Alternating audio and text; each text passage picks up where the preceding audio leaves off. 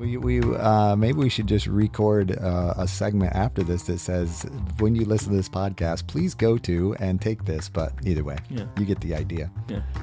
It's been fun, you can just Justin. say that right now. I just said it, but podcast. Who listens to a podcast from the back? Oh, you mean stick it at the front? Yeah. All right. I'm not saying we have to, but All right, say it right now, and I'll put it at the front. Podcast listeners, please take a moment to go to the Mike Foster's seven Primal Questions assessment, and then listen to the rest of the podcast. You'll thank us if you do that in that order. You can go to primalquestion.com. Yeah, that's probably the best place to go. Yeah. Nice job. I'm going to put that at the front, and I'm also going to leave it at the end so everyone can That's see. right. That's fair enough. They'll know I wasn't very forward-thinking on that part. That's right. But at the beginning, they'll be like, wow, they were very forward-thinking.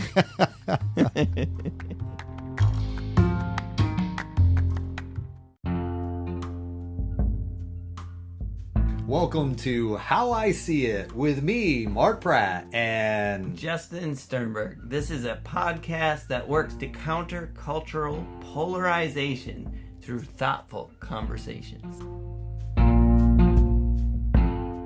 Boop. Live. Red lights on. Red lights on. Yep. Segues to come. Although I'm a little reluctant on segues. I bombed last one, but That's a good segue into segues, though. There you go. Sometimes you win, sometimes you lose. Good morning, That's Justin. Right. Good morning, Mark. How are you? I am very well. It's very cold this morning. It is cool this morning. Yeah. Yeah. Did your truck start okay? Oh yeah, started up just fine. Old Faithful. Old Faithful, just Did you get the frost out the window? It really wasn't frosty. Yeah. I was surprised. It was just so weird. Clear, I think. It just got cold and clear. And that it wasn't might bode well for the old plants. In the sense that frost is the killer, right? Yeah. Not necessarily the cold. Is that correct? That's what I've heard. Yeah. I suppose at some point. I suppose, yeah. I mean, like you say, that frost expands the cells in the leaves. So I imagine there's a point where cold just does the same thing without the frost. But either way, yeah. When it's cold, it's cold. Yes, and it's cold. So we're going to talk about some questions. Yes, we are. There's your segue. There's my segue. I was thinking about that in the process because we were talking a little bit about, things that kind of just, push you the wrong way. Make you scramble. Make you scramble. Yeah, you're not exactly sure, but all of a sudden it's like, like for some people it might be negotiating or haggling over a car or, over a number. For other people it would be a look that they might receive from someone, and... Or the idea someone's coming to your house. Sure. Or... Yeah, the aspect of, is what I do matter? Is, do people, so under... Or uncertainty at work, that can cause people to scramble when they're not quite sure what the future holds. Or Sure. Yeah, there's all kinds of scramblers. Yeah. Right? Yep. There's all kinds of scramblers, and the reality of it is there's nothing new under the sun. That's true. So today, as part of our podcast this morning, we have this... you have a guest on. Yeah, well, indirectly. Mike Foster. Mike Foster, yes. He doesn't know he's... Exactly. He's been on Fox News. He's been on Good Morning America. He won't be concerned about how I see it. Exactly. It's going to go right on the homepage logos. They got all featured on LinkedIn. How I See It. But... Mike Foster came up with 7 primal questions, and this is an assessment that, we can put in our podcast, and we'll have a link at the end. And it was just an interesting discussion. It was actually information that Lizzie shared with us over the weekend while she was home. So I just thought it was kind of a neat little opportunity, because I think, so often in this process, and like I say, we've shared, love styles and those kind of things. Yep. But I think, through this process of development, we have, and I see it so much with, it was reminding me, I was working with a couple last night even, and, and the wife basically said to me, she said, he grew up exactly the same way I did. His parents were separated, he lived, alone. And it's like, in my own mind, I could hear what she was saying and understood where she was coming from on a bigger, a macro level, but yet that has a completely different effect on us as individuals. She's female, he's male, her mom was different than his mom, to where they're just completely different people who grew up in a similar circumstance. Yeah. I feel like I've learned that so significantly at CR, going through step study groups with multiple times over the years, and even open share groups is an opportunity to hear other people talk about their struggles. Sure. And as a result of talking about their struggles, there's also a lot of talking about contextual things like, well, I grew up this way, and so sometimes I really have a hard time with X, right? Yep. And a lot of times it's like, there's so many times I've heard that kind of thing where like, wait, they had what I had, but they struggle with that and I don't. That's weird. Yeah. Or vice versa. They had everything I wanted and everything I feel like that holds me back, and I didn't have that. They kind of described this ideal scenario where they had that, and then they ended up having these problems. So I've had a lot of kind of eye-opening opportunities to. So it's like you said, the macro vision, and you might look similar, but we're all so distinct. Exactly. Right? The butterfly effect really has an impact when it comes to every individual, if you know what I mean by that butterfly effect. Sure. Yeah. One significant, or one small change between your life and mine, and everything else being equal, we could be completely opposite ends of the spectrum, right? Like, yeah. So I just thought that was interesting as we were going through this, and I was able to take this assessment. Now, of course, will be in the link, but I was just thinking about it as far as, how we develop and what these things mean to us. Because and for me, kind of that underlying part, is, okay, what do we do, when you use the word scramble? Yeah. I stole his word. That's Mike's word. Yeah. It's Mike's word. Thanks, Mike. But in that process, it's the things that, I tend to feel tend to make me scramble. Yeah. Those times when something doesn't seem sufficient, something isn't right. And then I find myself, from my perspective, reacting in some ways versus responding. Mm-hmm. And I think, little things like this, little assessments that, just kind of help us create a little more self-awareness, and also the aspect, because I think as we become more self-aware, we also gain others' awareness. It's like, oh, your style, your language, you are different than I am. Yeah. So therefore, it's not about me knowing what you're doing. I actually have to ask the questions. Yeah. What is it about that? What happened then? How did you feel? Yeah. Because I guarantee I can see the gears turning there. Well, okay. So you just made me think about the fact that so many of these quiz makers and assessment makers. Sure. My mind was like, wait a second. I just thought of something. They see the value of the whole system. They created it, right? So there is so much value in what you just said. Not only do I know what I am, I also understand so his is 7 questions, right? So I understand my primal question, but I also understand the other 6. So I can look across the table and think, oh, question 5, question 2. And it gives me that empathy and the ability to go, yes, different than me. And grew up in the same situation, but somehow they're 2 and I'm still a 7 or whatever. And that's an incredible thing. Sure. I just realized, like, a lot of these things, they don't give you that out of the box. They give you. Sure. Right? That's what sells. Yes, exactly. Yes. No, I'm not criticizing. And the reason why that's so eureka for me is because at our work we do the Enneagram. Sure. Basically, everyone who comes on does the Enneagram. It kind of helps with management, that kind of thing. Yep. But when we first decided to do this, we brought in this Enneagram coach. Guru. Yes, exactly. And joke about it all you want, but it was amazing to hear her talk about every type and kind of how people can interact and all that. And it gave me a tool set that I wouldn't have had otherwise, just to know, well, I'm this. Yep. I don't know what your problem is. Well, you're other.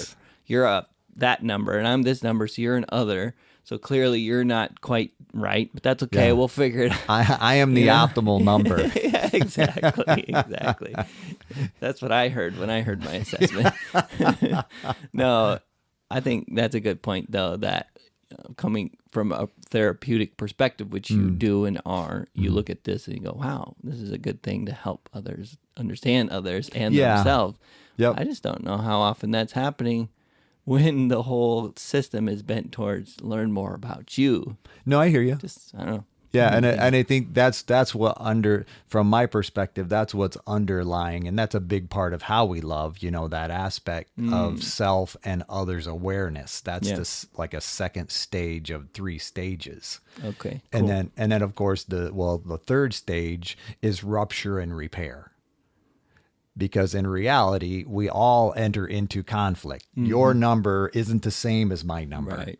So I'm going to look at something, I'm going to experience something, and I'm going to have a completely different viewpoint, perspective of it. Yeah. And so when I do that, I'm going to, my brain is going to kind of click, what do you spreadsheet this thing? Yep. And there's your answer. Spit it out at the end. This is how I need to respond. Yep. And it's like, no, somebody else's brain went through, and their spreadsheet came out. This is the response. Right. Well, both responses make perfect sense based on that inputs. Number. Yeah, yes. Exactly. You know what's crazy about that too is you can take 2 people of the same number. Sure. And put in the same input and still have different output. And the reason is all the variables that go into that spreadsheet are different. You have different parents, you grew up in a different state. Maybe you're a different level in the socioeconomics. Or like you're the youngest child, the oldest child. Like just a bajillion variables that we kind of just don't even consider when we look at each other. So I could be, question 7, you could be question 7, and you can give us the same question, and we come up with vastly different answers because there are so many variables we're not even considering, No doubt. Yeah. So, because we always talk about, well, they're different, and that's why. Well, oh, sure. I'm pretty sure if you had married a clone, you'd still fight with them. Exactly. Right? Oh, no doubt. Yeah. Yeah. No doubt. Yeah. Because the other thing is, I'm a variable in your situation. Right. So even if we're clones, what I do causes you to do something different or think differently or be irritated or whatever. Anyway. And I think to kind of, further your example, I think, so often in sibling relationships, it's like, well, we grew up in the same home. Yeah. How can we be so different? It's like, no, you didn't grow up in the same home. You didn't, you grew up in the same house. Right. But that home dramatically changed when, this 7-pound to 8-ounce child came in. That home, that home changed. That family system changed when this other individual came along. So it's, the home I grew up in had you in it. Yeah, exactly. And vice versa. Yeah. Yes. Yeah. Based on that birth order type stuff. So it automatically changes. But so that's where, and then, that third level, rupture and repair, we're going to come into conflict. But that ability to say, okay, how do we resolve this? How do we, and I think so often that's what happens is we don't necessarily get to a point where we can, hear the other person like we'd like to, or we're not heard in such a way that says, okay, I've never experienced the ability to have repair. I've only grown up in this rupture to where once I can understand what a repair looks like, then I'm better able to recognize, okay, this is a cycle and a pattern that happens all the time. Well, go ahead. And like you said, once I experience a repair, now I go, oh, this can be repaired. Exactly. Right. Yes. Yeah. Because I'm able to kind of relax into, that conflict, and I don't have to necessarily say, oh my goodness, conflict is terrible. Yeah. Because there's no way to resolve it. And I was going to say, don't you think conflict is so terrible because it's represents something irreparable. Yes. Right? Like that's most often the thing that causes the schism. At least I can say from my experience, the way I feel when there's conflict. It's like, well, this is always going to be this way, and that's where. Yeah, I'll say recently I've worked on that. I've been able. Yeah, I've had those feelings come in, where it's like this is never going to change, or whatever. Sure. And said, yeah. And then just like tried to go, just chill out. Don't listen to that. Okay. You know what I mean? Yeah. And that man, it really changed how I dealt with the situation. How I responded. And doesn't mean it's perfect, but it definitely. That's good self-awareness. Yeah. Well, I'll just say that I don't always have that self-awareness, but it was really refreshing to be able to see those thoughts coming in and go, nope, you stay over there. Sure. Because that's, I'll say like that's one thing with depression. That's exactly where I was thinking. Yeah, I don't get to choose. I can see them coming, and I can't block them. It's like they like go through my. I can't block them. They like go through my hands. It feels like, if that makes sense. Yes. I see them coming. It's like I can't. But you just demonstrated that you can choose some. Yes. Yes. I guess that's kind of what I'm saying. It's not that you can't block them. Yeah. But yet you're learning how to focus on certain ones and tending to ignore the other ones. Yeah. So therefore you can choose. We'll see about that more. You're growing in your ability to block some of them. Yeah. Yeah. Yeah. And hopefully it wasn't a fluke. Well, no, but that's the reality. You're building some success with that. Yeah. Yeah. And therefore that promotes your desire to do that again. Yeah. Are you going to do it perfectly every time? Likely not. But even when I fail to, you still have that success to look back on and say, well, I didn't do it right this time, but I know it works. So I'm going to do, I'm going to try harder next time. You're a good football fan at that point. There's always next season. That's right. That's right. But yeah. Like the poor Cowboys fans. And, what was the team that Pittsburgh lost Steelers. Yeah. But yeah, that's what it comes down, because I talked with a Pittsburgh Steelers fan. Because you're up from that area, so he was funny. He's like, "Well, we did better than I thought we'd do." It's like that's the other side of the coin. That's what we do. Well, we didn't suck like we usually do, but yeah. But yeah. So that being said, if we, I just kind of wanted to kind of go through that in such a way, and we'll kind of label them out a little bit. Yeah. We invite people to kind of just, if you have a moment, take the assessment. Like I say, there's no, I was able to get mine even without putting in them. That's pretty rare. Address. That's pretty, you could say skip the email. That was, well, here's the thing. I was like, I like this enough. I would give you my email, but also had a required field for phone. I'm like, nope, okay. I'm out. I'll do the skip. So if you're listening, Mr. Foster, maybe don't make all of it required, because some people might be willing to give their phone, not their email, whatever. That's Anyway, that's quick, how we see it, Mr. Foster. That is how I see it, anyway. Yeah. So there's no subscription. There's no, and like you say, you're given all the information, and that may change in the next. Depending on how many listeners we send, that might change. Owe us a check. Yeah. No, I was gonna say too, right before we dive into them. This, just like every other assessment, is a distilling, right? Of kind of. So I like what you were saying. You said nothing's new under the sun, right? Yeah. So what's cool about that is, after eons of us being the same kind of ways as humanity, we're able to look at it and review it and go and distill to some key components of what makes us tick. So I really like this, but as with everything, nothing can fully encompass an individual. And I thought it was funny when you sent me this, because I know you've pushed back on personality tests before, because it's like, right? We've discussed that, where you don't like the idea that it could sum you up in one. I hear you. I dislike taking tests like this, but I give him credit, because he gave me the little sliding scale. You follow me? What I don't like is when somebody asks me the point blank question and it's only yes or no. Yeah. It would probably still equated to yes and no, in the math, the drop down.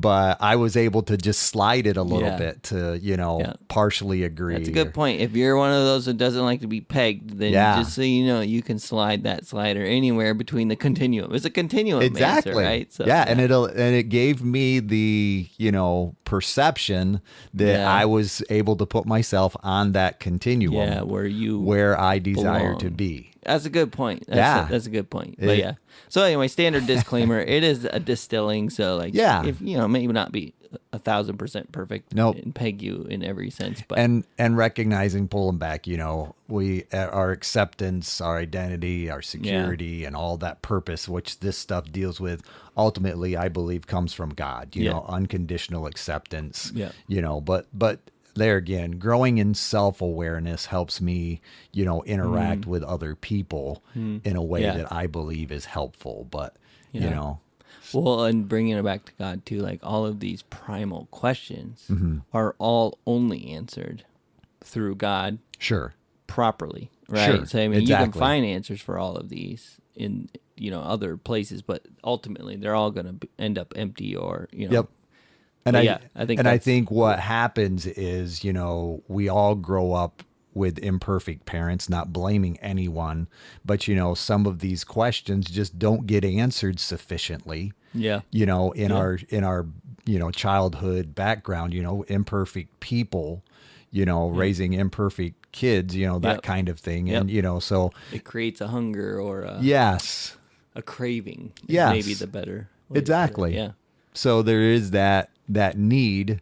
And, even as we were talking about it with Lizzie, that, she was describing it far better than I probably will, in this moment. But, it was to the point of, it's like, okay, yeah, we're talking about attachment. We're talking about needs going unmet and how that need translates into this primal question or, so yeah, that's where I'm at. So cool. Well, for the sake of the 7 questions, I think what we'll do is we'll kind of go through and label out the 7 questions, then come back and then actually kind of go piece by piece, and we'll talk about them accordingly. How's that sound? That sounds great. All right. So we'll have Mike weigh in a little bit too. Yeah. I'll let you weigh in for Mike. But long story short, question 1 is, am I safe? Question 2 is, am I secure? Question 3, am I loved? Question 4, am I wanted? Question 5, am I successful? Question 6, am I good enough? And question 7, do I have a purpose? Nice. Now, everyone pause the podcast and guess which one you think Mark and I are. Oh. All right, you back? Did you get it right? All right. I thought this was interesting when we both took the assessment. We actually agreed. Yeah. On the same primal question. On the same primal question. And it kind of, I think as people listen, you could hear some of that in our discussions, especially when we think about, goals and, legacy, those kind of things, as we talk about that, we were both question 7. Do I have purpose? And so, like you say, it was just kind of interesting. And so I wasn't surprised by that. And and even as, Lizzie was, discussing the questions, it's like, it was, because question 7, of course, is the last one. So in that process, it's like, this isn't much. This is all stupid. This guy's totally missing it. Last question. Exactly. I'm glad you like this, Lizzie, but this means nothing to me until it's like she started, going to the purpose. It's like, oh, wait, hold on. This is this is a lot more important than I thought it was. That's so funny. But so that was just the timing of it. Yeah. That's awesome. And I think, and we've talked about Enneagrams before. I know we've talked about it. We didn't do it. Did we do an actual podcast? No. Okay. It might not be a bad idea. Well, either way, those people who are aware, people who listen, who know their Enneagram, this is going to seem it's going to have that nothing new under the sun. Type feel to it. You're going to be able to pull some of that in. And even the question 1, where Enneagram 1 is perfection. perfectionists, I think. It's like, am I safe? Question ones are the world's guardians. They help people feel safe and protected, and are naturally able to analyze and predict, and tend to be emotionally connected and sensitive. At their core, they have a physical and emotional safety, and negative surprises are a no thanks. Question ones are at their best when they're relaxed, at peace, and can heal and protect those around them. However, when they're in the scramble, there you go, there's the scramble, they tend to try and control the future, live on high alert, and exist in a lot of stress and anxiety. Yeah. It's interesting because you translate that as a one, kind of Enneagram one, or you see the connection, right?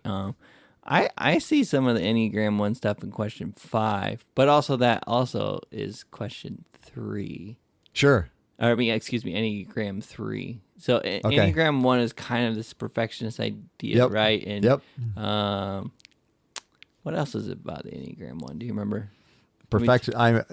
Chris is an Enneagram 1. Yeah. So like very precise. Yep. Details matter. Yep. Yeah. And kind of expects others to hold to that standard as well. Sure. Right. That's kind of, I think, Enneagram 1.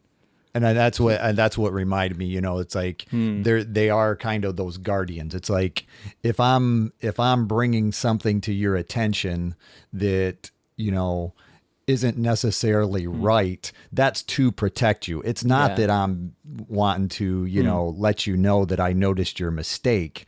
It's to protect you from that failure that you might, and it may not matter to the other person, right? So and then, being able to, I think it's, we can definitely see where at times that ability to, if everything is good, relaxed and nurturing and all that, but when it's on high alert, it is a desire to protect and provide safety for other people. Yeah. That's the part, that kind of connected with me in the Enneagram 1. That's totally fair, and I'll just say that's how you see it, Mark. No, as I'm reading these, I can see 1 in a lot of these, and then vice versa, like some of the other ones, which makes me think like we're looking at a different angle at the same thing. Oh, sure. Facets. That's how That's how I see it. It's basically like, again, the Enneagram is not a fully encompassing view of a person, and neither is any other, how we love quiz or whatever. They're all, like you said, facets or directions at looking at the same person. And so I feel like you can still fit one of these really tightly and still be this other Enneagram thing and still see some of the Enneagram stuff in the other. It's like, no doubt. Does that make sense? Yeah. And that's what makes it. Once you get all these personality tests, then you can really see even more who you are and how it's nuanced. Oh, sure. Does that make sense? Oh, yeah. What I'm saying? Yeah, there's no doubt there's nuances. And I think it's interesting as we would read through these, likely, you might lock on one person. Right. That tends to remind you true. This question says, and that others' awareness is kicking in at that point. Because and here again, this isn't a judgmental statement, but having that awareness that says, oh, okay, that might be why, what makes someone tick, which can give you the tools for relating, relational tools to to empathy. Understand. Because I'm in agreement with you. It's like when we think of perfection, it might come back to even for and I think it's going to be nuanced between male and female, even to a certain degree. Perfection for a male, perfection for a female. Is it perfection for a male might be driven by success, right? Yes. And being at the top, or a woman might be about is am I serving? Right. Or for a female, it might, I'm thinking about honor and respect for guys as far as successful, but security is going to be bigger or, safety, possibly for that female design, that kind of thing. Also, we know that's not the same for not all women need security, not all men need success, but but being able to, make it fit to a greater degree. Everybody's going to be different, but there are going to be some likenesses in that male side of things. Would you like to read the second one? Yeah, let me add it.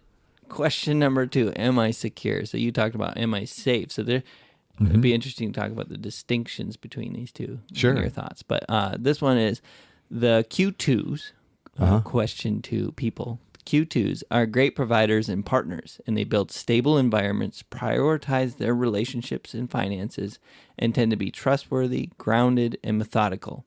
At their core, they crave security, and not having the right amount of money or relational resources to protect themselves is a big fear. When Q2s are at their best, they're generous, connected, and secure. However, when they're in their scramble, they tend to fret over money, resources, and relational capital. Which that's an interesting phrase, relational capital. Yeah. And when you read that, I think it does delineate the difference well between safe, question 1, which is safe, question 2, which is secure. Because why? Because tease it out. Exactly. Well, I think so much of, question 1, it is about the emotional connection and that the feeling, if you will, of am I safe? I think the secure is looking at this, and this. So that number in the bank account, all these factors, I guess I saw it as a little bit more defined. I look at that, and I look at that, and it's like, nope, I'm not secure. That, my bank account needs to go up $5,000 more dollars, and then we'll be good. Whereas I think the safe seems a little more emotional. I was thinking of what's the ENF? Yeah, that's another personality. Yeah, where there was ENTF and INJ. Yes. Yeah, exactly. One is sensing, or you understand where I'm coming. Intuitive. Yes. Sensing. Yeah. That's kind of that difference to me. Yeah. That safe felt a little more intuitive, like it's a nebulous thing that I just have to feel it. Yeah. I can't explain it. It's just a feeling that I have. Yep. But the secure, it's trustworthy, grounded. It's kind of almost like looking at the things I do. Disciplines matter. Yeah. Is what comes to mind. I can produce security by having X, Y, and Z. Yeah. Where safe is more about, a feeling, and I can see what you're saying. How does a question 1, am I safe, go about achieving safety? I guess that's the scramble. They try to control future, live on high alert, exist in a lot of stress and anxiety, but that's not. I can see what you're saying as far as. It almost feels like there's a less ability to address the problem. Yes, from a safety person. That's my take on it as well. A little bit. Interesting. It's a little more nebulous. It's like I can't necessarily put my finger on just one thing. Yeah. It's this combination. I just know I need this. Exactly. Exactly. Which is a great awareness. Yeah. If I know what I need and I'm able to communicate that. Right. Yeah. Because then because one may come down to as simple as I need a hug. Yeah. You follow me at this moment. Whereas 2, it's like, well, we're spending a little too much from my perspective, and we need to be saving a little more, that kind of thing. And I think in some ways it was funny as I read 2, it's like there was a part of me that could identify with the first part, but it's like the second part of not having the right amount of money, of money or relational, that part didn't bother me at all. Yeah. It's like I don't have a specific number. Yeah. It's like, it's good enough. Both 1 and 2 kind of remind me of Megan in a lot of ways. I mean, the world's guardian, that's kind of how she operates to a degree. And then also the question 2 is build stable environments, prioritize their relationships and finances, and to be trustworthy, grounded, and methodical. Yeah. Like she's very much those things. But then it's like, and that's what you're going to find with these things is like half of the thing will nail someone, the other half you're like, I don't know. Like the relational resources, like she's not needy of relational resources. Gotcha. Except probably our family, like real tight. So in that sense, I think. Yeah. So you're thankful fit. for her. Oh, she's so many of those other things that you're not. Yeah. I agree. Yep. Yes, absolutely. I agree. Megan is the things you're not. Yeah. The stable environments is just, a perfect complement to what I am, was, could have been. Okay. Like, she has been a rock in my life since I met her. Like, literally the minute I met her. Yeah. It was a stabilizing force in my kind of very unstable life and situation. So yes, absolutely. Yeah. You're going to contact Mike after this, and you're going to say, hey, this is a couples thing here. We can start connecting. And ones and twos belong with sevens as far as we could start a speed dating service for you. Exactly. Do like the auction, like, are you one? Can I get a one? Can I get a one? I got a 7 over here, looking for a 1, looking for a 1. Yes, I hear you. I know, it's like, what's that game? Pit. Oh, yeah. Yep. 3. I got 3. Wheat. I got barley. But that being said, we're going to shift back to the 7 questions. Guess we should. Yeah. All right, you got 3. Question 3. Am I loved? The Q3s are gifted at loving and caring for others, and they create safe, loving environments for others to feel seen, heard, and treasured. At their core, they crave being loved, and the thought of being dismissed, unheard, or unseen is a deep fear. When Q3s are at their best, they're nurturing, kind, empathetic. However, when they're in their scramble, they tend to become people pleasers, overgive, and engage in codependent behaviors. Mm-hmm. So which part popped out to you there? I realized that codependent behaviors is a CR thing. CR thing. I didn't know whether you had a specific thought there or not. There was a person that popped into my mind. I bet. For all the good things that are in there. But then, again, with some of the bad things, I'm like, I can't say I've ever seen that in this person. I get that. So. But what about you? No, it was this. Not that we're going to go naming names for all of these. No, we're not. But actually, I'm just going to say Megan's all of these. So okay. She's the best. All the good qualities. Yes. She's all the good, none of the bad. So. But yes, that... The initial part, and I like how once you kind of read out the rest of it, it makes sense. Because at first, that first read, it can kind of be close to what's one. How can I discern the difference? Am I loved? But I think that ability to be heard and seen and treasured, that makes sense in my ability to feel loved, is based on, do you hear what I say? Yeah. Am I valuable? That kind of thing. And once you look at it from that context, I can understand how, is it love? And there's definitely people that come to mind for me, even in that process, when it comes to the thought of being dismissed or unheard is a deep fear. Yeah. And I can understand that, how that puts people in a scramble when it seems like I'm saying something, but it doesn't matter. Yeah.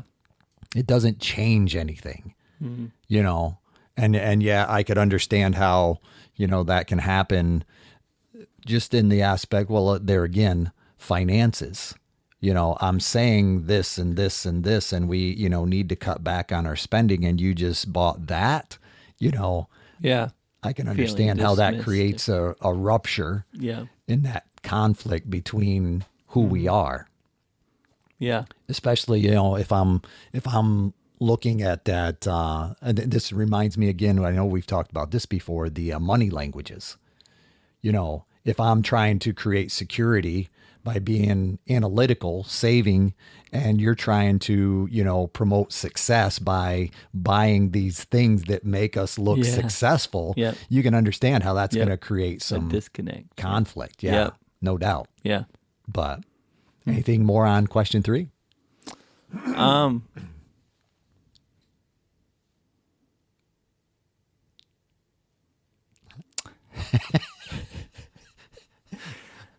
No, I'm trying to decide if I want to say this, but I'm going to say it because the pause was long enough. We gotta explain what that pause was about at this point.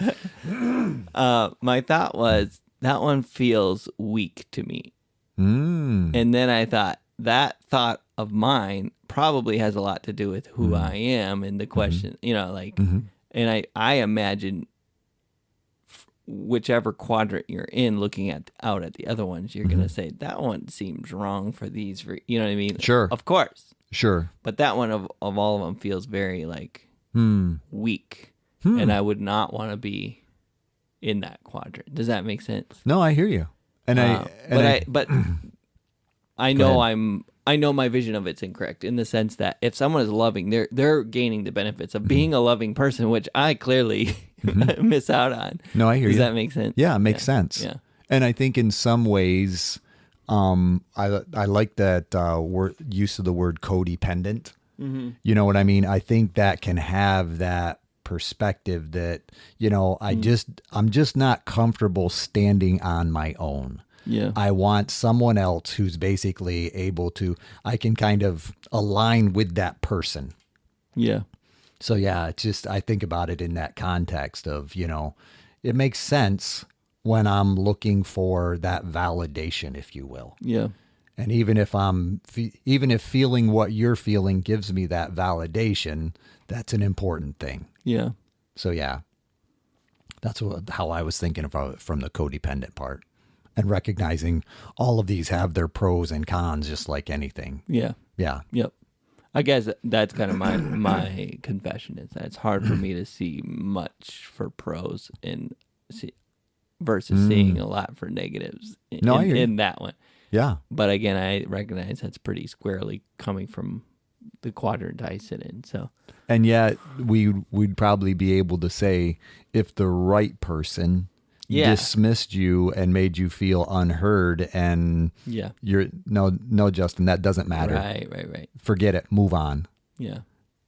You would definitely likely have a little more reactivity to that depending on the person. Yeah. Yeah. In fact, yes, definitely have struggled with that in the past of like having a conversation and feeling like we never had it. Yes. Like, how does this feel this way? Yeah. Yes, exactly. Yeah, so I can definitely relate to that. No doubt. I guess that's kind of my point. Like I see some of the negative stuff and even can reflect on it and see, versus the positive, I can't really relate to it. I think that's probably why it feels I got like you. Yeah. You see primarily negative with that specific question. Because I think because I can relate to the negative. Yep. Versus I can't, really I got relate to the positive. Yeah. I'm not effervescent in my love, if that makes sense. Like sure. So it's hard. Anyway. Question 4. Question 4. Am I wanted? The Q4s are welcoming, accepting, and inclusive, and they're excellent at connecting people and including them. At their core, they crave being wanted, and the thought of being excluded, replaced, or shunned is a deep fear. When Q4s are at their best, they're strong in social settings, good with people, and make others feel special. However, when they're in their scramble, they tend to lose themselves and the need to feel wanted themselves. Yep. Yeah. Yeah. And there's another one I can relate to the negative more than a positive. Sure. But, yeah. Okay. But yeah. Yeah. And I think it's interesting to when we, describe that difference. I like the subtle differences, because there is a difference, between being wanted and in my presence. I want you in my presence. I want, your value versus valued, which is the loved part. Yeah. And I just, it's not something that I would routinely think about, but reading through this, I can understand those subtle differences. Yeah, the nuances. Yeah. Huh. Because, it's kind of funny when I think about it. There's, I forget the theory that it comes out of. It begins with an S, but either way, there's a worksheet that I'll sometimes use, because when we grow up, there's differences between violations of love and violations of trust. In other words, love has to do with those valuing and, dynamics when I wasn't valued, but trust has more to do with the structure and the disciplines and the routines, you know, and, you know, we think of that and we could, you'll hear those two words in love and trust. And it's like, they can almost be synonymous in some ways, but yet when you break them out in a little bit, and that's what I appreciate about this. Yeah. There's a difference between being valued and yet still being wanted, you know, what I do with your heart versus what you are to me in a presence, you know, that I desire your presence versus how I handle your heart. Those are kind of two different things to me. Yeah. Well, in here, and that's kind of the part that pops out. Any other thoughts on question 4 other than another one you don't want? Yeah. I mean, those two really, again, they fall probably in the continuum, maybe on the other side of where I am, maybe, because they both just feel very needy without a lot of benefit. Sure. But again, it would be interesting. Yeah. It's kind of funny to think about, you know, in that context of what is it about those ones? And granted, it's probably more the negative side of it that makes it almost seem repulsive to you personally. Yes. Yeah. Yeah. And very interesting. I do think it. Yeah. I'm sure we could spend plenty of time breaking down the repulsion, because I think there's some stuff to that. But yeah, it is interesting. I think too, if I can picture certain people fitting in both of these that are good people that I, you know, sure. But they don't like. There's parts of it that I just lose it. I'm like, maybe not that person. So if I could picture like the quintessential question 4 person, maybe it wouldn't feel so repulsive, because I'd be like, oh, like look at how this benefits their life, and like I can see the value in their life as a result of being that thing. And I think I'm just not able to put the right face there to be able to kind of get there. So all I'm able to do instead is see the mirror. Yep. And where I reflect in those things, and it's only the bad. Sure. Right. So to your point about being dismissed, like when I see that myself, it's like, oh, I don't ever want to struggle with am I loved or am I wanted? Like, because I do, right? Like both of them. Yep. Does that make sense? It makes perfect sense. Yeah. And this is my challenge to our audience. If you see yourself as a close friend of Justin and you take this assessment and you come up with a 3 or a 4, don't tell him. No, make sure you tell him. That way he'll know. It's I would actually like to know. Hey, I'm a 4. Yeah. You know, and this is, I could align with 4, and, you know, we're good friends. So that's the reason there was a big pause, is like, do I really want to say this? Because I don't want people who actually are that to think I think less of them. I think it's more about seeing myself in those things and going, you get that away from me. Yes. Right? It's more about self-awareness. Yeah. That's like, okay, what is it about that weakness that makes it seem uncomfortable for me? Yeah. Yeah. No, I hear you. Is that fair? Oh, yeah. That's perfectly fair. I appreciate you sharing in that. Yep. Yeah. I've worked I think the thing is, I've worked very hard to find a place where I feel loved and wanted. Mm-hmm. Exactly. And so the idea of craving not being there, not being where I am now, where I've grown to, is repulsive to you. To actually, I think so. Yeah. I think that's a good breakdown of it. But. No, it would make perfect sense. I'm not saying that's the case. We'd have to talk a little longer. And Understood. I would have to pay a lot more money for that talk. Yes. But no, but it would be interesting. But either way. So yes. Number 5? My turn? Yes. Yeah. Fair enough. Q5s are confident, focused. Wait, what's the question? Oh, sorry. Thank you. You're welcome. I had to shift over to look around my mic. Ask the question, because I was going to say, yes, Mark, you are. But you didn't Am I successful? Yes, Mark, you are. Sorry. The Q5s are confident, focused, and help everyone solve problems and win. At their core, they want to be and be seen as successful, and being seen as incompetent or underachieving is their worst possible outcome. When Q5s are at their best, they lead themselves and others to positive outcomes, and their can-do attitudes give them the ability to produce great work. However, when they're in their scramble, they tend to lose sight of the bigger picture, engage in workaholic behaviors, and work towards outcomes they may not really want. So question. Question 5. That's question 5. Yes. I have my own question. Question 8. It's after the other one. Okay. That's fair enough. No, it's not a primal question. It's a question about the primal. Is this a continuum, like 1 through 7? And it's a, but you get what I'm saying? Yeah. Because to me, it makes sense that it is, in the sense that, my perspective, after you read Am I Successful, and as we're getting closer to 7, the closer we get to 7, like as you go up backwards from 7, the more, I relate most to 7, and then next most to 6, and next most to 5, or maybe, I don't know, I haven't quite done the thoughts on it, but definitely the continuum, I get further from relating it till we get to close to 2 and 1, where I'm like, oh, there's Megan, the opposite, right? Like, is that what this is? I'm not seeing it as a continuum. You're not seeing it that way. I would see it as multidimensional. Okay. I would, when I say that, it's like, well, what would be, I guess value. Well, when I think of trust, okay, trust is multidimensional. Yeah. It's not a continuum of whether I trust you or I don't trust you, which would be a continuum. But I may trust you with a personal information, but I may not trust you with my finances. You follow me? And so I don't necessarily see these as a continuum. I see them as, spokes in a wheel, that they're multidimensional. Yeah.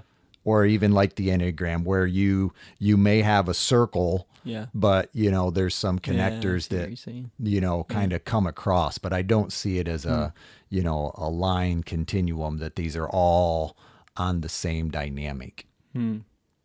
But that's just my answer to your question. Yeah. But I will say there was as I was reading 5, it was interesting to think about how closely that relates to the 7 from when I was reading it. Did you have any parts of you that was like, that could be a little bit me in that process? Like you? Yeah. No, me. You personally. Yeah, 5, 6, as a 7, and 7. Okay. I feel very relating to at least the first sentence. I haven't read it all yet, but so yeah. So there's a part of you that says, okay, I could have been a 5, 6, or a 7. As I really kind of read it, it happened to be that I'm a 7. Yeah, and when we get to 7, I have some thoughts about 7. So I don't want to get spoiled yet, but yes, that's fair enough. I definitely feel like maybe on any given day, month, or year in my life, I would say 3 through 7. Okay, I could fall on. Sure. And it's interesting in that last part of 5 there. Well, actually, it's in the first part. And being seen as incompetent or underachieving as their worst outcome. Yeah, like that sounds very true of me. Exactly. It wasn't so much the... What was it? It wasn't so much the underachieving, but incompetent. Yeah. It's like, who wants to be seen as incompetent? Wait, which one is that? That's 5? That's still 5, yes. Okay. That last part of that first segment. Oh, yeah. And being seen. Yep. Yeah. Yeah, like, you're right. Like, of course, we're all going to... Well, not all. I mean, that's the interesting part of it, because I'm, not that person is weak, but it's like I could identify with that person, in that aspect of if they felt incompetent. Yeah. And yet there's a part of me that would basically say, well, there is still, I may not do, I can spin that from my own, I guess I'll call it maturity, and recognize, okay, well, I may just not have learned that trade yet. You follow? Which trade? In other words, like if someone is judging me as incompetent, I could still spin that to say, I mean, think about it from the aspect. I'm only incompetent today. I'm not always going to. Yeah. Even from a podcast perspective, I recognize, compared to the gurus out there, it's like I haven't arrived. From that. And so others might view that. It's like, what the heck are you guys doing there still? Or what are you still doing there? You just haven't made it, you have this many listeners, but it's like, that's where it can come back to a 7 for me, because it does come back to, well, there's a purpose, even if it affects just one.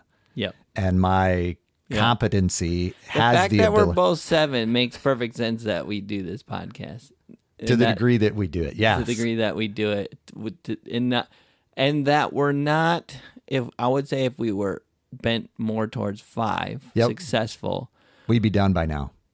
or we would have worked a lot harder by now to get. Oh, you know what I mean? Like, we would have done some of the work necessary to become successful or give it up. Like, oh wow, I hear you get what I'm saying, and I think both of us are content. You got to twist it just a little bit there, huh? You tell me I'm not working. No, I'm just joking. Yes, I think because we're content in the purpose aspect, we can say that if one person gets something out of this, it's worth doing, and that's enough for us. No, I hear you, and I think that's okay. Like, that's how we're built, and that's okay. And I think for that one person that we actually mean something to, they also say, I'm glad you're that way, because you know what I'm saying? I do. That's a great way to look at it. But I do think if we were bent towards 5, we probably would, look at the metrics, do some research, hire some people, there's stuff that can be done. We both know that. Sure. Right? Yeah.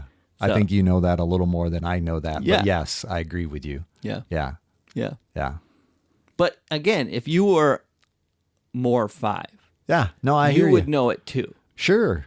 Right? We know it as 7s, but if you were 5, it would be more important. Yes. Yes, it would bring on an urgency. Yes. Yeah. Yeah. So the point about you don't know it as well as I do, but if you were 5, you'd probably know it better than I did. Exactly. Like, you would know exactly where you're coming from. We're not successful because we're not doing what this person does and that thing does and what this article recommends. Yeah. Right? Exactly. Yeah. Yeah. So very interesting. No doubt. Yeah. Any other thoughts on 5? If you guys lend themselves and others to positive outcomes, and their can-do attitude gives them the ability to produce great work. However, when they're in their scramble, they tend to lose sight of the bigger picture, engage in workaholic. I mean, I really, I resemble a lot of that. Like, I resemble a workaholic. What's the word? Relate. Oh, Man, okay. Wow. Okay. That word just disappeared from the brain. That's okay. But it came back. Thank you. You can identify with that. Yes, I can identify with that one for sure. Yeah, both good and bad. No doubt. Workaholic, lose sight of the bigger picture, work towards outcomes they may not really want. All 3 of those definitely can relate to. Yeah. Yeah. Again, 3 through 7, I can relate to those a lot. Yep. And again, 3, 4 really being scary versions of relating. No doubt. I don't like it, And it's interesting. I like the fact in some ways we're doing this now, as far as, we talked about, not being big on resolutions, but still this beginning of the year self-awareness, just to be able to kind of read this and say, okay, where am I at? What are my tendencies? Yeah. This isn't going to fit everybody perfectly, but still being able to say, okay, I have some tendencies towards this, and how can I grow in certain ways? Yeah. Of these, I've already mentioned, for me, it's very much a continuum, 1 to 7. Not like how I relate to them. Like, the closer you get to 7, the more I relate. How do you feel in terms of these other ones? Which ones do you say, if I wasn't a 7, I'd probably be that one? Like, do you have that? Well, let's finish up 6. Okay, let's do it. Yeah. Yes. Your turn. Yes. Number 6. Am I good enough? The Q6s are valuable, advocating, and full of special abilities. Plus, they're great at seeing possibilities and spotting untapped resources. At their core, they want to be seen as good and ever being negative, and they want to see ever being negatively thought of or criticized is a huge deal to them. Sure. Yes, ever being negatively thought of or criticized is a huge deal to them. When Q6s are at their best, they add value to others, embrace their own imperfections, and maximize the lives around them. However, when they're in their scramble, they tend to see themselves as a victim or shut down. I feel like if I didn't take the quiz and I just read these, I'd probably pick that and say, I'm probably 6. I hear you. So I'm glad the quiz said I'm 7, because I like 7 better. So yeah. I'm still waiting until we get to 7 to talk about my theory here. Yeah. Or my other thing. But yeah, so am I good enough? I definitely can relate to that feeling and that fear. Sure. Especially the closer I get to the beginning of my life, if that makes sense. Going back in time. Yes. Yeah, I gotcha. All right, I'm going to say my theory. Let's finish up 7. Can we finish up 7? Yeah. Q7, do I have a purpose? The Q7s are imaginative, forward-thinking, and impactful, and they consistently make the world around them a better place. At their core, they want to live a life full of meaning, and living a purposeless life is the worst thing that could happen to them. When Q7s are at their best, they embrace their boundless visions, rally people towards a difference, and help others unlock their purpose. However, when they're in the scramble, they tend to get caught up in finding the right path, which can cause them to miss the good. It's good. There you go. That's me. In the bad too, Yeah, I mean, and it's interesting, and I'll tell you before I go. Now you can share your theory. Go ahead. No, I want to hear you go. My theory will. I'm with you in the process. When I read the descriptions, I'm still thinking about your continuum dynamic, but in other words, I think what it comes down to for me is purpose trumps the other equations. It's like when I'm with you, when I read 6, in other words, what I do in my job, it's about seeing people's strengths and how I can, utilize them in such a way that helps them see what they could be. Yeah. You follow me? That is definitely part of a passion for me. Yep. But even that recognizes, when I look at it that way, for me, that becomes part of my purpose, because I guess it's a way I see people that helps them find their purpose. Yeah. And I'll admit, I don't necessarily, I'm thinking of our imaginative forward thinking. I don't necessarily see myself as very imaginative. And I definitely have I might have a legacy mindedness, but I don't necessarily see myself as someone who is long-term planning all aspects of my life. You follow me? Yeah. So in some ways I am, I could waffle in that description. To me, that's a 2. What's a 2? So the people who architect their future are more 1s or 2. I see where you're coming from. I think the fact that you have dreams about Sparrow's Rest and the pond and all these, it kind of speaks to that. I hear where you're coming from. Like, you don't need to have the details. You just, and that's probably, here again, that might be where you felt the love and other parts feel icky to you. Oh, that might, the forward thinking, I recognize I'm not architecting the future. Yeah, I'm not an architect. Yeah, that feels icky. It's like if I have to have, all the numbers, that's why Chris is such a blessing to me. Yeah. She's a numbers person, and she says, well, where does this stand? And, and I can be that more generalized. Yeah. Okay, this is what we'll do moving forward. And I can, but there again, when I don't see myself as being very imaginative, and the forward thinking, those 2 parts on that kind of said, I just don't see myself necessarily there, but I do recognize that I want what I do to matter. Yeah. And that's, I think, what trumps that for me as a 7 over the 6. Yeah. In that dynamic. But I also just, from how I see it, don't agree with even your own assessment in that you're not imaginative, which again is how I see it. You're not wrong. I'm just saying, like, forward thinking. I think you are very what's the term I use for you? Calculating? Yeah. In the sense that you don't do something that doesn't matter. right? I hear you. I gotcha. Yeah. Right. And that's forward thinking. Like you take this opportunity in front of you and you look forward. How will this impact my and your future? Sure. Is there an opportunity for purpose in it? If not, you're like, no.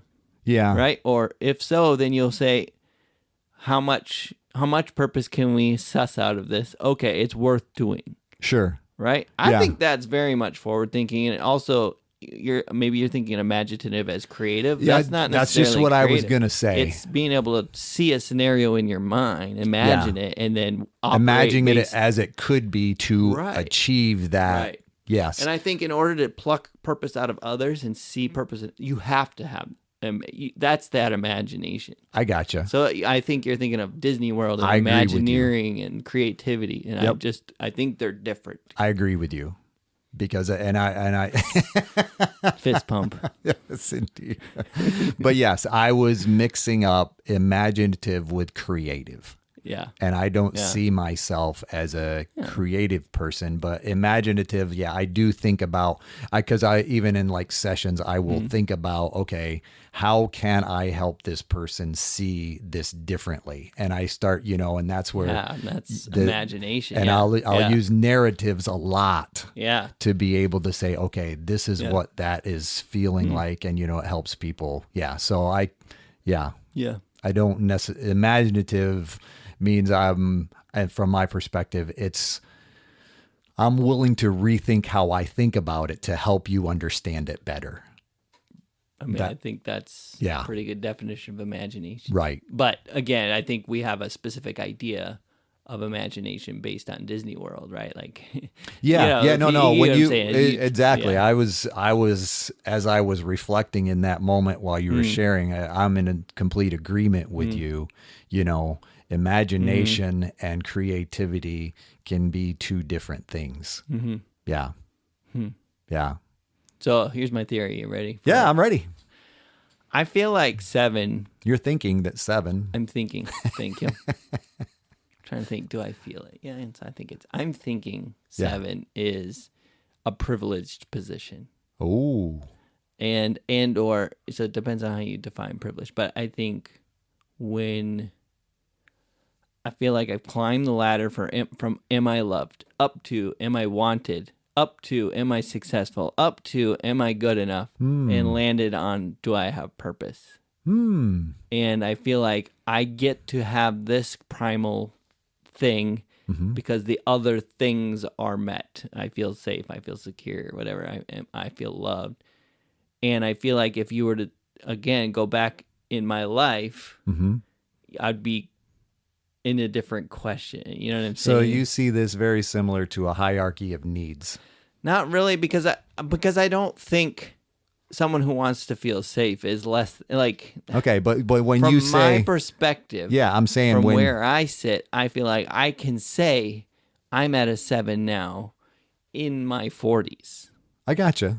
Yeah, but when you say privileged, here's why I say it's a theory. There's a good chance I would have gotten that answer 20 years ago too. I guess I'm saying I could be totally wrong. But it just feels like it's easy to say this is what we're gonna have to review this in another 10 years. Yeah, or go back 20 years. Can we do that? No. But does that? What are your thoughts about that? I mean, it's interesting. I recognize that it does put a certain tint on the others, and that they're less than, and that's not my desire at all. But here's where I'm at. I think because we are at a 7, it can seem exactly like you're saying, and yet I'm gonna recognize, I have a strong sense of value, as do you, for our wives. Yeah, and I'm not saying they're necessarily 6s and 7s. Right. You know what I mean? Right. So from that perspective, I'm going to recognize, we benefit from the other 1s and 2s and 3s in our lives. They almost free us up to be able to be a 7. Sure. Right? Sure. I guess, again, I'll come back to that privilege word. Uh-huh.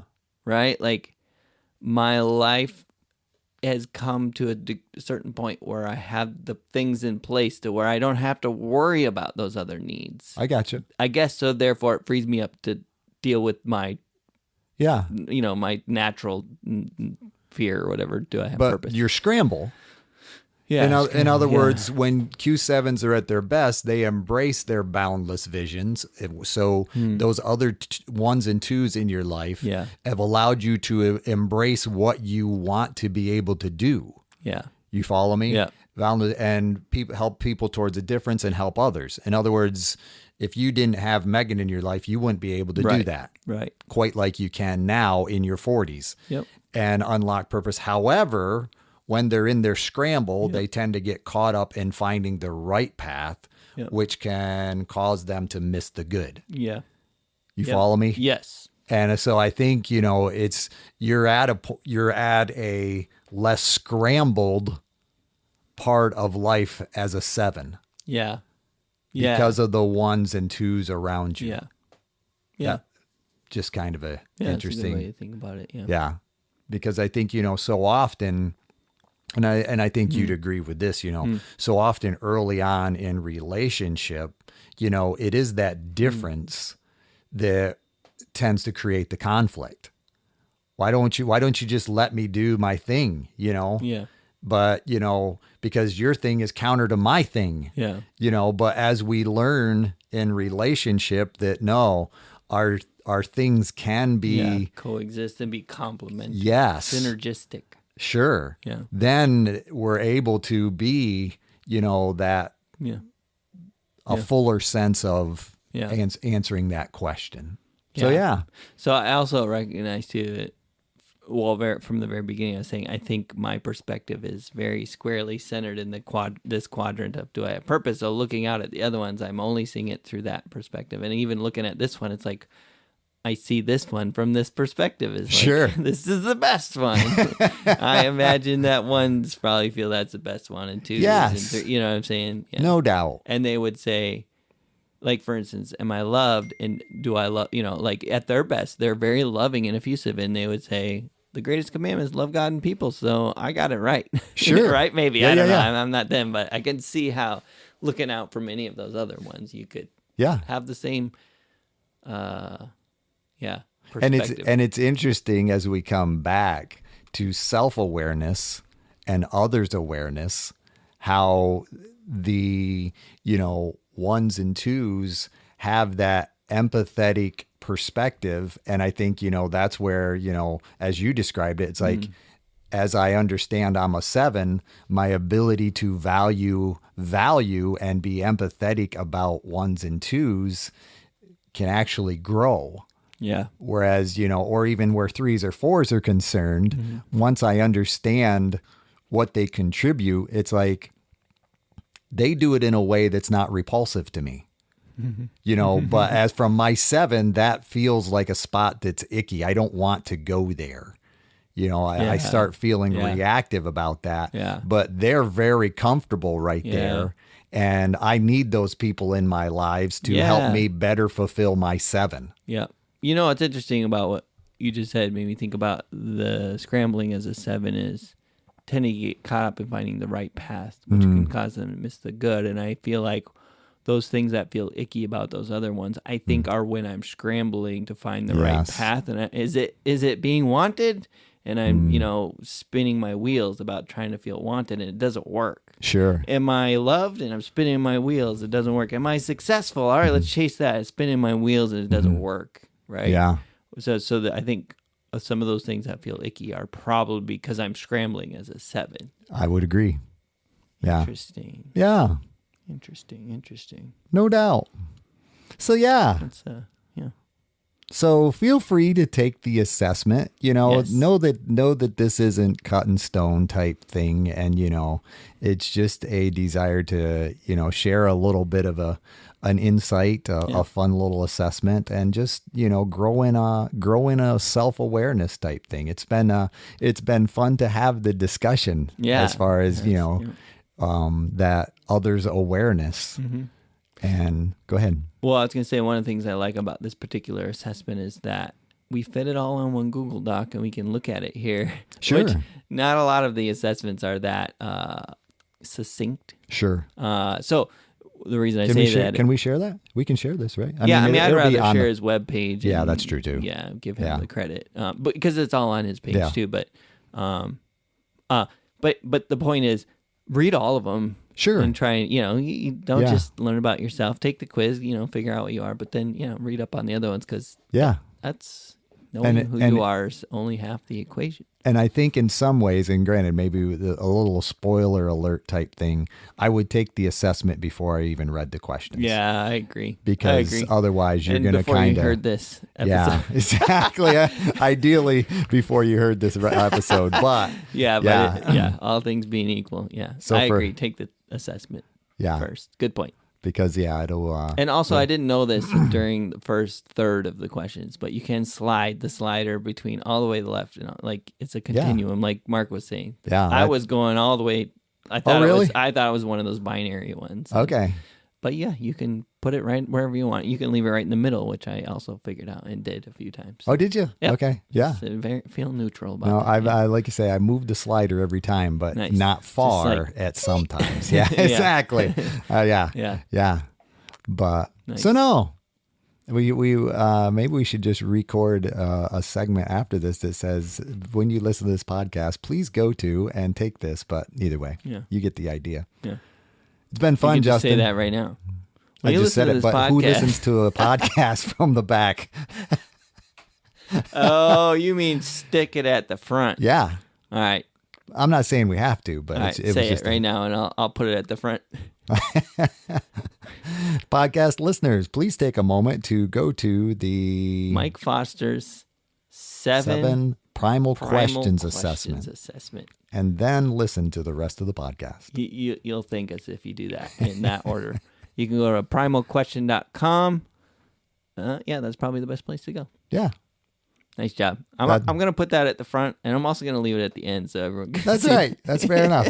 They'll know I wasn't very forward-thinking on that part. That's right. But at the beginning, they'll be like, wow, they were very forward-thinking. So that's how we see it. Hey, thank you for listening to our podcast. If you like how I see it, please do all the things that podcasts tell you to do. Subscribe, rate, review, follow us, and or talk nicely about us on social media. If you want to reach out, the email is us@howiseeit.click. Yep, I said .click, as in .click. Please tell your friends about this show, and we'll see you on the next one.